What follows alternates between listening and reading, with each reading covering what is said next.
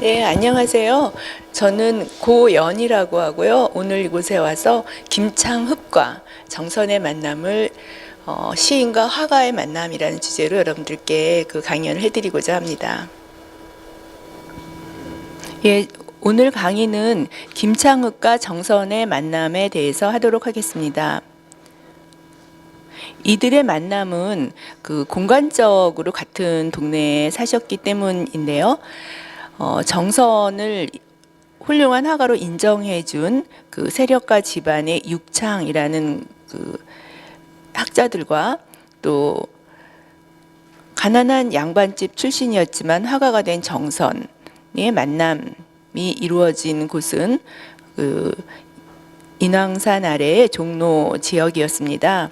1676년 정선이 그 서울 종로 수나방에서 태어나게 되는데요. 이 지도를 보시면 그 위에 있는 이 산이 인왕산이고요. 여기 경복궁이 보이는데요. 이 지역에 이게 좀 확대해 볼까요? 수나방이라고 보이시죠? 여기서 정선이 태어났고요. 정선은 그 사실은 양반집 출신이었던 것으로 지금 이렇게 확인이 되고 있는데 그 옛날 양반 집안도 과거에 합격해서 관리가 되지 못하면 그 쉽게 몰락을 할 수 있어요. 그래서 정선은 그 홀어머니를 봉양해야 하는 그 가난한 집안에서 결혼을 해서 24세에 결혼을 했더라고요. 그래서 아들까지 낳아서 어엿한 가장이었지만 이렇게 뚜렷한 직업이 없는 그런 상황이었습니다. 이런 상황에서 정선을 인정한 육창이라고 하는 사람들은요, 그 지금 창자 돌림의 김창집, 창협, 창흡, 창업, 창집, 창립입니다. 이들이 이 형제들은 그 당시 아주 왕실을 능가하는 그러한 세력이었던 것으로 불리기도 하는 장동 김씨 집안인데요. 김상용, 김상헌을 조상으로 둔 그리고 영의정 김수항 밑에서 큰아들 김창집이 나오면서 그 대를 이어서 영의정 정승이 됐기 때문에 굉장히 쟁쟁한 집안이죠. 그리고 김창협이라는 대학자가 나왔고 오늘 볼 김창흡 학자면서 시인이셨습니다. 김창업, 김창집, 김창립 모두 다 훌륭한 학자들이어서 사람들이 이들을 육창이라고 불렀던 것이에요. 자, 이 동네 수나방 위를 보면은 청풍계라고 보이는데요. 이곳은 정선이 큰 지도 좀 볼까요? 네, 이렇게 인왕산 밑에 수나방에 있고 청풍계가 있죠. 그러니까 이 지역에서 장동 김씨가 세력이 여기 있었고 살고 있었고 정선은 여기서 태어났던 거죠. 그러니까 한 동네였던 거예요. 조상들은 또 이렇게 서로 알고 있었고요. 이 청풍계는 정선이 여러 번 그림으로 그리게 됩니다. 이것은 그 자신을 인정해준 그 후원자들에 대한 그 경의가 표현된 그런 그림이기도 한데요. 그래서 이 그림을 보면은 배경이 되는 인왕산은 이렇게 아주 힘차게 그려져서 아주 좋은 터에서 이들이 그 세거하고 있음을 보여주는 그런 그림입니다. 지금은 이곳에 찾아가면 이런 흔적을 찾아보긴 좀 어렵고요. 커다란 바위나 이런 것들이고 지금은 다 길이 포장되어 있습니다. 이 동네에서 이제 장동 김씨와 정선이 이제 살았던 걸 볼 수 있고 그 위로 경복고등학교 현재 경복고등학교 안에 가면 이런 팻말이 이렇게 만들어져 있는데요. 이게 정선의 그림이거든요. 그래서 이것은 이제 그 동네에 나중에 늙음하게 집을 지은 정선의 그 터가 이제 바로 경복고등학교 그 뜰이다 뭐 이러는데 이게 정선 자신을 그린 것이라고 지금 이렇게 다들 알려져 있는데 저는 확신은 못 하겠습니다. 아무튼 그 당시 한 문인의 모습인 건 확실합니다. 여기 정선의 그림이 이렇게 그려져 있어요. 자, 아까 김창업이 누구였어요? 육창 중에 하나였는데 김창업이 1709년에 그 중국 북경에 갑니다. 갔다 와서 남긴 기록이 노가지의 연행록이에요. 근데 기록에 재미있는 기록이 나오는데 갈 적에 정선, 조영석, 이치, 윤두서의 그림을 중국에 가지고 와서 펼쳐 보였더니 자, 여러분들 윤두서라고 하면은 대단한 그 학자면서 또 화가였던 분이에요. 그림을 아주 잘 그렸고요. 근데 유두선이 정선보다 이제 좀 더 윗세대의 사람이었기 때문에 더 이름이 이제 날려진 상황이었을 겁니다. 그래서 가져갔더니 중국인들이 그림을 보면서 정선 그림이 제일 좋다라고 했다는 기록이, 그래서 그 그림을 이제 주고 왔다, 이런 기록이 노과제 연행록에 나오고 있어요. 그래서 이런 기록들을 보면은 이미 아까 정선이 1676년생이잖아요. 이 30대 초에는 이 육창의 집안에 의해서 이런 훌륭한 화가들과 어깨를 겨루는 그러한 어떤 회화적인 실력이 인정이 되고 있었던 걸 알 수 있고, 이미 그 만남이 이루어지고 있었던 것을 알 수가 있습니다. 사실 정선이 이제 화가로서 이름을 많이 떨치게 된 거는 우리나라 산천을 그렸다라는 점인데요. 이것의 배경에는 바로 김창흡을 비롯한 그 집안의 그 문학적 배경이 있다는 것을 말씀드리도록 하겠습니다. 농현 형제라고 불렀는데요. 농현 형제란 농암 김창협, 아까 김창흡이 형이죠. 사면 김창흡을 붙여서 이르는 말이었습니다. 이들이 학식이 굉장히 높고 그 당시에 문명이 높았기 때문에 그 주변에 많은 학자들이 모였었고, 그들은 이 두 형제를 농현 형제라고 불렀고, 이 농현이란 표현은 그 당시 문헌에 이렇게 종종 나오는 것을 볼 수가 있습니다. 근데 이들은 그 여행을 하고 기행시문 짓기를 아주 즐겼고요. 정선은 이들과 어울려서 그 여행을 기록해주는 그림을 많이 그리게 됐다고 설명을 할 수가 있습니다. 이렇게 여행을 하고 기문을 짓는 것은 아주 역사가 오래된 문학적 양상이지만, 이 시대에 이르러서 이들을 중심으로 폭발적으로 특히 금강산을 중심으로 한 여행 시문이 쏟아지게 되고, 정선은 그것을 그려서 큰 인기를 누리게 됩니다. 예, 여기 이제 저는 이제 김창협과 김창흡을 다시 한번 확인하라고 이렇게 이름을 띄워봤습니다. 이들이 그 산수 여행을 좋아하게 된 배경에는 정치적으로 아버님이 이제 정치적으로 불운해진 상황, 이런 것도 연관이 되지만, 이미 이들의 숙부였던 김수중이 문집에 보면 이렇게 산수기행문을 많이 남기고 있고요.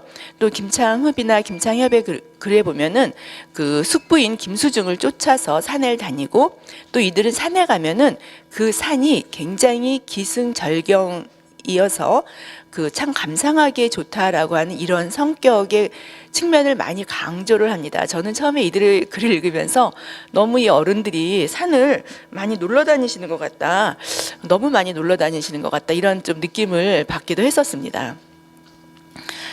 근데 이들은 산에 가서 왜 산에 갔을까라고 찾아보면은요, 저는 이 기절이 아주 핵심적인 기절이라고 생각을 하는데요. 위험을 무릅쓰고 산에 간다는 게 쉬운 일이 아니죠. 여러분들 지금도 높은 산에 오르고 먼 산에 가는 게 쉬운 일이 아닌데요. 이 선비들이 산에 가면서 김창흡이 이렇게 말했어요. 위험을 무릅쓰고 깊숙이 들지 않으면 산수의 오묘한 맛을 알 수 없다라는 이렇게 글을 남겼고, 문인들은 정말 한양에서 그 금강산으로 또 먼 곳으로 이렇게 산천을 다니게 됩니다. 그들이 이제 다니는 모습을 우리가 볼 수 있는 게 정선이 그린 단발령망 금강산이라는 그림에서 살필 수 있는데요. 이것은 정선이 이제 그린 그림, 초기에 그린 그림이고요. 제가 잠시 후에 보여드리겠지만, 지금 이곳은 단발령이라는 언덕이고요. 이게 금강산이에요. 금강산을 한양에서부터 이제 출발해서 금강산까지 갈 적에 금강산 전체가 굉장히 아름다운 옥으로 깎아놓은 연꽃과 같다는데, 그것을 금강산 안에 들어가면 볼 수가 없습니다. 그래서 금강산을 가는 길이나 오는 길에 굳이 단발령에 올라가서 이 금강산의 전모를 보는 것이 이들이 아주 하는 일 중에 하나였는데, 날이 흐리면 또 볼 수가 없어서 이 그림은 상당히 인기가 이제 있었습니다. 이 그림은 사실 이제 요기의 이제 하나의 그림인데요. 요거죠. 요거는 1711년에 그려진 13면의 금강산 화첩입니다. 정선이 그린 것이고요. 이제 가장 초기작입니다. 그래서 아주 꼼꼼하게 정성스럽게 그린 그림인데, 이 세부를 보시면은 지금 선비들이 등산복은 없고요. 이렇게 두루마리랑 갓을 쓰고 노비들하고 같이 올라간 걸 볼 수 있는데, 여기 가마가 있어요. 노비들은 가마에다가 이렇게 태워서 이 꼭대기까지 올라온 것을 알 수가 있습니다. 그 당시 이제 산수 기행문을 보면은 이 길은 30리 긴 길이며 동물의 창자처럼 꼬불꼬불한 길을 올라서 단발령이 오른다라고 했는데, 오르는 양상은 이랬다는 걸 볼 수 있고, 그러니까 우리가 이렇게 산을 왜 굳이 이렇게 힘들게 갔을까? 사실 이거는 엄청난 에너지와 시간과 또 노동력을 소비하는 당시에 그런 일이었습니다. 굳이 급히 들어가서 이제 보고 깊이 산속에 들어가서는 이 가마도 탈 수 없고 말도 탈 수 없으면은 이제 신발도 벗고 갓도 벗고 이제 끈을 잡고 땀에 뻘뻘 흘리면서 가는 그런 이제 모습들도 이제 그 여행 기문에 나오게 되는데요. 이렇게 가마고요. 밑에는 아직 오르지 못하고 이제 짐을 싣고 올라가는 그런 또 하인들의 모습도 볼 수 있습니다. 이들의 그 여행에 대해서 뭐 좋게 말하려면 얼마든지 좋게 말하고 이들 자신도 뭐 올라가서 공자님이 뭐 산에 오르셨다는 등 뭐 주자가 산에 오르신 이런 얘기들을 글로 남기게 돼서 그렇게만 해석하면은 성현의 뭐 발자취를 따라서 오른 것 같아 보이겠지만 실적을 보면은 과연 그럴까 의심을 하게 되죠. 나중에는 금강산 여행이 굉장히 그 사람들에게 인기를 끌게 되면서 사실 19세기에 여성들이 쓴 규방 가사에 보면은 그런 구절이 나와요. 내가 남자로 태어나면 싸움박질 실컷하고 오입질 실컷하고 산수유람 실컷하리 이런 기절이 나오고 여성들이 이제 갈 수 없어도 가고 싶어도 못 가서 남자의 옷을 갈아입고 가고 뭐 이랬던 그런 재밌는 기록들이 나오는데요. 네. 그 아까 보신 13면의 화첩 중에 또 한 면인데요. 이거는 금강산 전체의 모습을 정선이 그리고 있는 거예요. 그러니까 이런 거는 다녀와서 이렇게 기억에 의해서 금강산의 모습을 그런데 12,000봉을 그린 것이 아니라 한 20여 봉 그들이 여행을 다니면서 이제 확인할 수 있는 공간들을 그리는 거예요. 그래서 중요한 지점에 이름을 적어놓고 뭐 사자, 바위라든지 또 뭐 이렇게 또 중요한 절, 정양사 이런 것들을 적어놔서 이러한 정선의 그림을 보면은 사람들은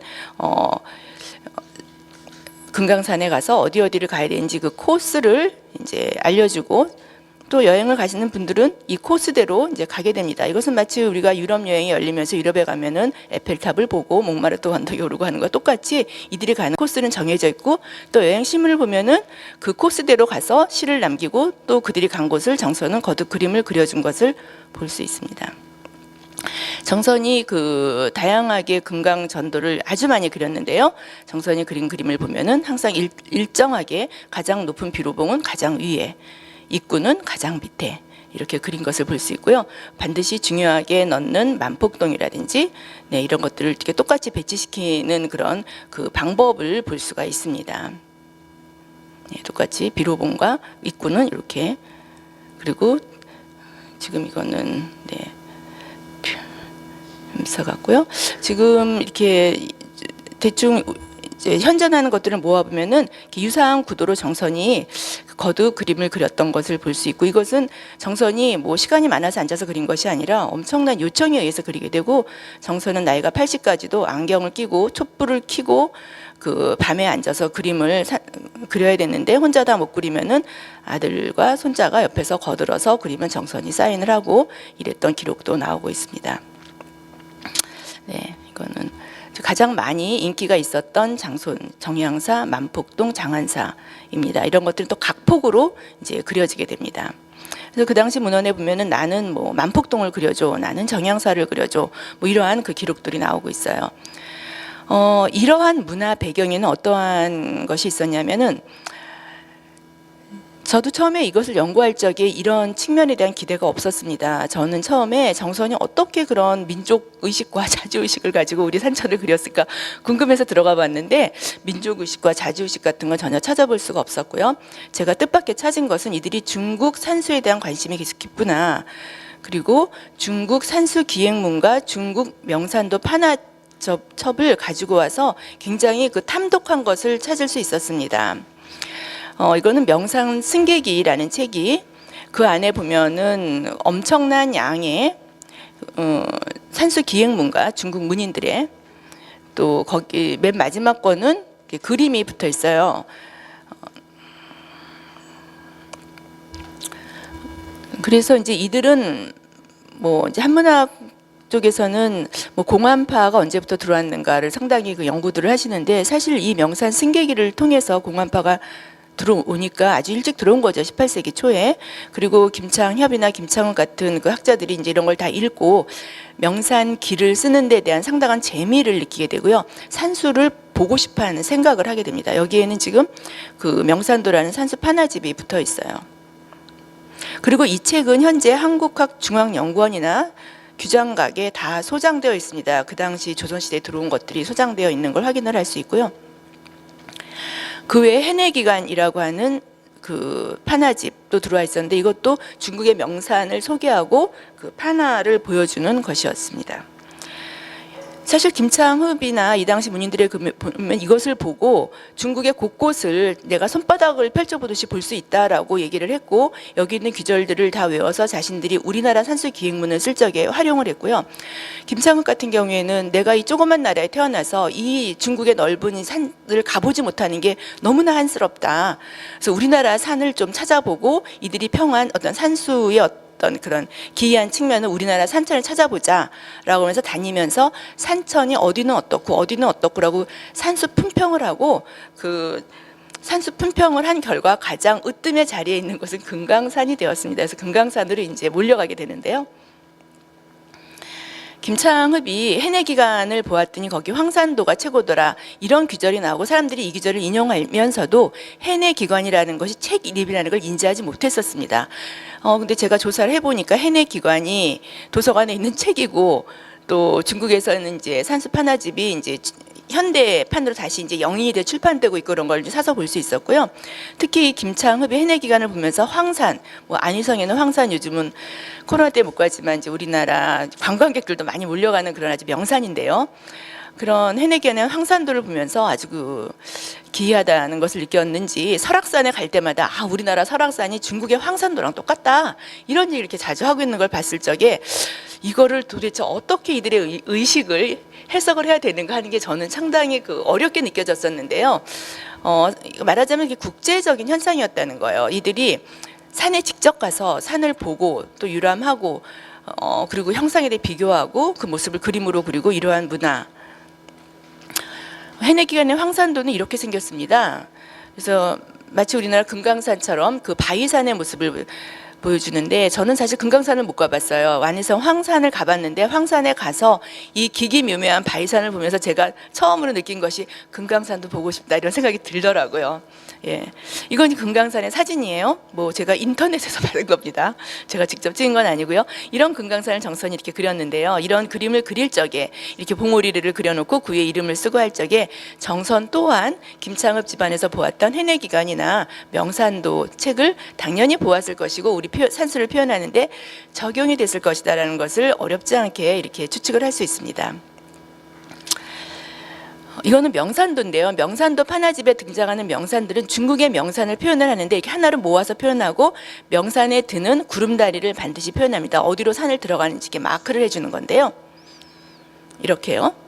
구름다리로 명산에 드는 이 구름다리를 이제 항상 계곡에 물이 흐르게 되죠. 이걸 넘어감으로써 이제 속된 세계에서 성된 산의 세계로 들어간다는 마크였는데요. 금강산의 그림을 그린 정선의 그림을 보면 반드시 구름다리를 그려놓거든요. 이 구름다리는 사실 정선이 그림을 그릴 때쯤 무너져서 없어졌다는 기록이 있어서 왜 없어진 구름다리를 계속 그릴까 사람들이 궁금해하는데 이런 역량관계가 있지 않을까 생각을 해볼 수가 있습니다. 산 명산을 표현하는 하나의 기호처럼 구름다리는 빠뜨리지 않고 이렇게 그려주는 걸 볼 수가 있어서 어떤 산을 표현하는 방법 속에 이러한 어떤 기법이 또한 그 정선의 그 필치가 쭉쭉 수직으로 그려놓고 점을 툭툭 찍는 도대체 이러한 그런 필치는 이전에 없던 것이어서 이것을 창조한 정선은 그 독창성이 천재의 버금간다라고 이렇게 뭐 회화사 측에서 굉장히 그 쉽게 칭송을 하는데 그 당시 판화를 보면은 정선이 충분히 활용할 만한 기법들이 이렇게 있고 중국의 명산을 표현한 기법이기 때문에 우리 명산을 표현하는데 정선이 활용했을 가능성은 얼마든지 있다라고 생각을 합니다. 그러면 정선은 독창적이지도 않고 그들 우리 산수가 중요해서가 아니었던 것인가라고 여러분들이 생각을 하실 수도 있겠어요. 그런데 사실 이것은 등산 문화의 출발이었고요. 그 등산을 한다는 것은 굉장히 근대적인 감각이고요. 성리학자들은 이런 식으로 몸의 어떤 위험성까지 무릅쓰면서 산에 간다는 것을 이렇게 높이 보지 않았습니다. 그런데 이들은 내가 눈과 내가 귀로 그것을 직접 보고 체험하고 이것을 표현하는 이러한 어떤 새로운 문화로 돌입하고 있었다라는 그런 측면에서 오히려 의미가 있지 않을까라고 이렇게 생각이 들었습니다. 금강전도 정선이 이런 금강정도는 이 그림 한 폭만 보면 어떻게 금강산을 저렇게 하늘 위에서 쳐다보듯이 그릴 수 있었을까라고 그 상당히 놀라워하고, 또 외국 학자들도 이것의 비밀을 풀어야 된다 뭐 이런 얘기들을 쉽게 하는데, 사실은 이것은 정선이 금강산을 뭐 위에서 보고 그린 건 절대 아니고, 우리 앞에서 본 그런 약도식의 금강전도를 가지고 계속 그리면서 이것을 이렇게 변화시킬 수 있었던 정선의 어떤 그림 역사를 볼 수 있고요. 여기에는 중요한 봉우리를 위주로 그려놓고 채워 넣는 그런 식의 방법이었고요. 김창흡이 그 금강산 전체를 읊은 시를 보면 이런 식이에요. 장안사, 향로봉, 만폭동, 구룡현 이런 식으로 중요한 지점들 짚어가면서 마치 이렇게 건너뛰듯이 금강산 전체를 읊었고, 정선도 역시 그렇게 중요한 지점들 누구나 알아볼 수 있게 이 산수를 그렸던 것을 볼 수가 있습니다. 정선이 이렇게 금강산을 많이 그리게 된 데는 정선이 굉장히 인기를 누릴 수 있었던 하나의 사건이 있었는데, 그것이 해악 전신첩이라는 그 화첩이었습니다. 이것은 1712년작입니다. 아까 보여드린 이 그림은 1711년작인데요. 1712년 해악전신첩은 정선의 그림과 김창흡의 시, 그리고 김창흡에서 시를 배운 이병현의 시로 이루어진 화첩이었어요. 이것이 만들어진 다음에는 이것의 구성은 이렇게 30여 폭으로 이루어져 있으니까 시, 그림시, 시, 그림시 이렇게 구성되어 있었고, 사실 정선은 이름이 높은 그 사람이 아니었고, 이 당시에 김창흡과 이병현은 이름이 높은 시인이었습니다. 그래서 이 화첩이 사람들한테 손에 쥐어진 때는 이 시인들의 이름 때문이었을 거라고 당연히 생각을 합니다.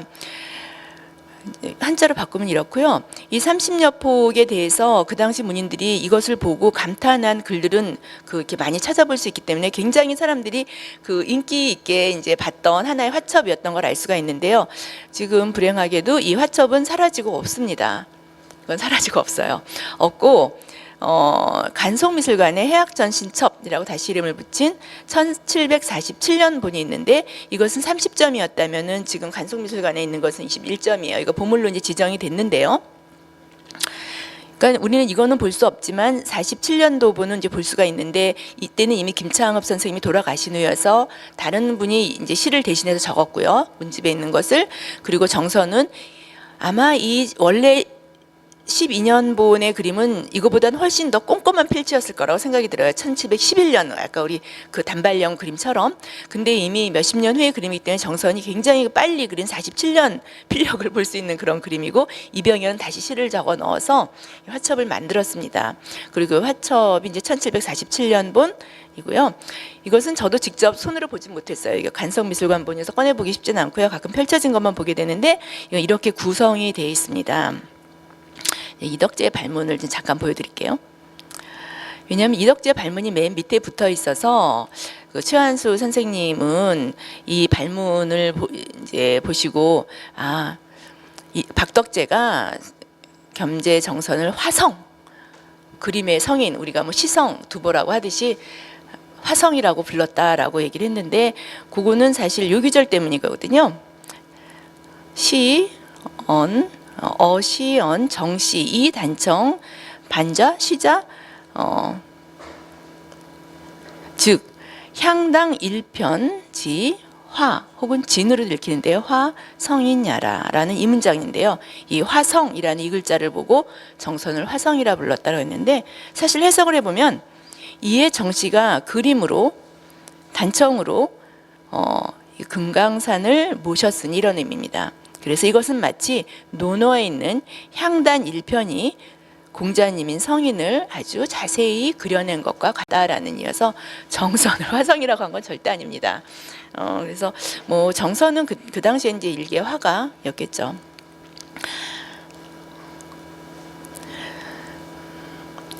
제가 이제 화가가 문인의 마음을 그렸다라는 측면을 말씀드리고 싶은데요. 정선의 그림에 보면은 이렇게 사자나 거북이처럼 그리는 표현이 있어요. 이거는 이렇게 김창흡이 사자가 엄청 무섭게 생겼어 라고 이제 그 사자함을 읊은 데서 비롯이 되는 거고요. 이런 식으로 김창흡의 문인들은 금강산의 사자암을 보면은 전 진짜 금강산 가서 사자암 좀 진짜 제 눈으로 봤으면 좋겠어요. 정말 사자처럼 생겼는지. 한결같이 진짜 사자 같네. 무서워. 뭐 이렇게 또 거북이를 보면 진짜 거북이네. 이걸 계속 이렇게 반복해서 읊는 걸 볼 수 있고요. 또 정선은 이것을 정말 거북이처럼 사자처럼 이렇게 이제 그리고 아마 이거는 정선의 그림은 당연히 아닐 거라고 생각되는데 이렇게 사자암을 그린 것을 볼 수. 그 당시 사람들이 생각하던 사자는 당사자사라고 우리가 생각하는 아프리카 사자는 아닙니다.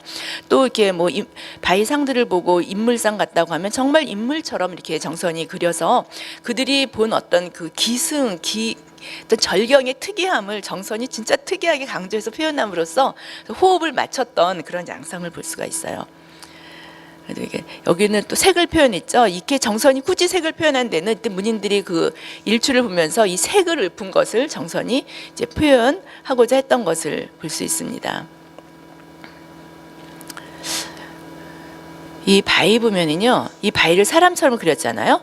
그래서 제가 찾지 못했지만 분명히 어느 문학 작품에서 우리가 해 뜨는 걸 보니 저 바위들로 해 뜨는 걸 보고 있구나 이런 표현이 있었을 겁니다. 정선이 이렇게 그렸을 것이라고 생각이 들고요. 예, 아무 문의들이 또 얘기를 했을 수도 있고요. 그리고 이거는 뭐 정선이 어떻게 박연폭포를 이렇게 기이하게 그렸는가, 정선은 역시 천재다 막 그러는데요. 이 박연폭포의 모습에 대해서, 박연폭포는 이렇게 생겼습니다. 저도 물론 가보지 못하고 인터넷 구글에서 찾은 사진입니다. 김창협에 쓴 글에 보면은 이 박연폭포에 김창협이 가서 높이가 엄청 길어. 그런데 거기에 위에는 거북이 같은 돌이 하나 있고 밑에는 시커먼 돌이 엎드려 있는데 마치 거북이가 엎드린 것 같아 라고 이렇게 묘사를 해놓은 게 있어요. 정말 이 물이 시커면서 그 밑으로 뭔가가 거북이가 엎드린 것처럼, 뭔가가 엎드린 것처럼 시커매 보이는 거 맞는데요. 이거를 가보지 못하고 글만 읽었을 때 이렇게 그리기 십상인 거죠. 시커먼 바위, 시커먼 거북이 같은 두 개의 바위를. 아마 그 정선이 이렇게 그림을 거듭 그리는 데는 이런 문인들의 문학적인 표현을 표현하고자 하는 이런 노력, 결과가 아니었을까 이렇게 생각이 듭니다. 강세왕은 직접 가서 보고 그런 거북이 같은 바위는 그리지 않았습니다. 그래서 금강산의 그림이, 정선의 금강산 그림에 대해서 이 그림이 완벽하게 사실적이다? 아니죠. 우리 산천을 그린 건 맞습니다. 애국적인 어떤 의지에 의해서, 근대기 그 학자들이 많이 표현하는 건데 정선이 애국적인 의지로 국토 순례자로서 빼앗긴 들을 그렸다는데 절대 그런 건 아니고요. 자주의식 이런 건 아니고요. 여행 문화를 그린 건 맞습니다. 그리고 체험적 산수관을 그렸다는 이런 여행 문화라는 점에서 좀 더 보편적인 차원에서 가치가 인정되어야 될 것이고, 우리가 어떤 경우에도 눈에 보이는 산천을 그렸다라는 이유로 그 그림을 좋다라고 말하는 경우는 예술사에 없습니다. 그래서 필력이 좋은 그림인 거 맞고요. 정선의 그림을 좀 이렇게 이해를 하는데 김창흑과 함께 이해를 하는 것이 좋은 방법이다라는, 그러니까 뭐 실학이라든지 조선 중화 사상이라든지 이런 것들은 다 우리가 그 보고자 하는 그런 욕망의 관점이었다라는 것을 말씀을 드리겠습니다. 그 외에도 정선과 김창흡의 관계를 볼 수 있는 것은 정선이 산천을 그린 것이 아니라 인물을 그린 그림에서 볼 수 있는데요. 시간이 다 돼서 빨리 이렇게 진행을 하도록 하겠습니다. 김창흡이 쓴 한 편의 글에 보면은 증점의 기수에서 모욕하고 대답하는 기상, 또 도연명이 그 시를 분 중에 동쪽 울토리 아래서 국화를 따고 그윽하게 남산을 바라보노라라는 이 규절 속에 그 특별한 청기가 흐른다라고 이렇게 글을 남기고 있고, 그래서 이제 뭐 도연명의 음주시인데요. 그거는 음주시의 유기절입니다. 유기절을 이렇게 특별히 애호를 했고, 뭐 여기에 대해서는 뭐 다른 분들도 많이 애호했지만 김창흡이 특별히 이 부분을 이렇게 자기의 문학론과 결부시켜서 얘기를 했기 때문에 정선이 남긴 이 그림들은 김창엽의 이런 문학론과 당연히 관련이 있을 거라고 생각합니다. 채국 동리와 유연견 남산을 이제 그린 그림입니다. 부채 그림인데요. 정선이 이제 그런 김창흡 문학론에 맞춰서 뭔가 요구에 의해서 이들을 이제 도연명의 모습을 그렸을 것이다라고 추정을 할 수 있고요. 또 기수에서 증점이 대답한 이 이야기도 정선이 그림으로 남기고 있거든요. 정선이도 이거를 그린 데는 또 이러한 김창흡의 문학론과 관련이 있을 거라고 생각이 들어요. 이 그림은 이제 재밌게 제가 좀 보여드릴 수 있는데 논어에 나오는 이야기예요. 지금 공자님이 내 제자에게 남들이 너희를 몰라주려고 하는데 남들이 너희를 알아준다면 너희 뭐 할 수 있니? 라고 공자님이 정말 그 자상한 스승으로서 제자들의 뜻을 물었을 때 제자들이 자신의 능력을 대답합니다. 용감한 자로가 저는 3년이면 나라를 부강하게 할 수 있습니다 라고 했고, 그러자 아닙니다, 저는 조그만 나라를 다스려 볼 수 있습니다. 또 한 사람은 저는 관리가 돼서 일을 잘할 수 있습니다 라고 이렇게 대답을 하는데, 한 명이 대답을 안 하죠. 이 사람이 증점이에요. 증점은 스리라고 하는 악기를 타면서 대답을 안 하고 악기만 연주하고 있으니까 이 공자가 자상하게 묻죠. 너는 어떠니? 그러니까 증점이 저는 달라요 라고 대답을 하는 거예요. 괜찮아, 말해봐, 너의 뜻을 말해봐 라고 할 때 증점이 굉장히 유명한 말을 남기게 됩니다. 늦은 봄에 춘복이 만들어지거든 관을 쓴 사람 오륙인가 어린아이 6, 7인과 기수에서 목욕하고 무에서 바람 쐬고 노래하며 돌아오겠습니다. 근데 공자가 여기에 대해서 찬탄을 하고 이것의 의미에 대해서는 정말 중국과 한국의 학자들이 끊임없이 논의를 하고 과거 시험에까지 출제가 되는데요. 왜냐하면 공자는 노자나 장자가 아니잖아요. 꼭 노자나 장자가 좋아할 만한 대답을 했기 때문에 그런 건데, 이것을 주자가 기상이라고 해석을 했기 때문에 우리 이제 학자들이 기상이라고 여겼고, 바로 이 대답은 왕실에서 그려진 그림책의 한 면에 이렇게 증점이 대답한 모습을 그린 이런 그림으로 이제 그려지게 되는데, 바로 이런 그림을 정선이 그린 데는 그 김창읍의 이런 문학론과의 관계를 살펴볼 수가 있다고 생각합니다. 그래서 저는 이렇게 해서 김창읍과 정선의 관계를 어떤 금강산 그림, 산수유람, 산수 풍경, 또 인물 그림 여러 측면에서 살펴보았습니다. 네, 감사드립니다.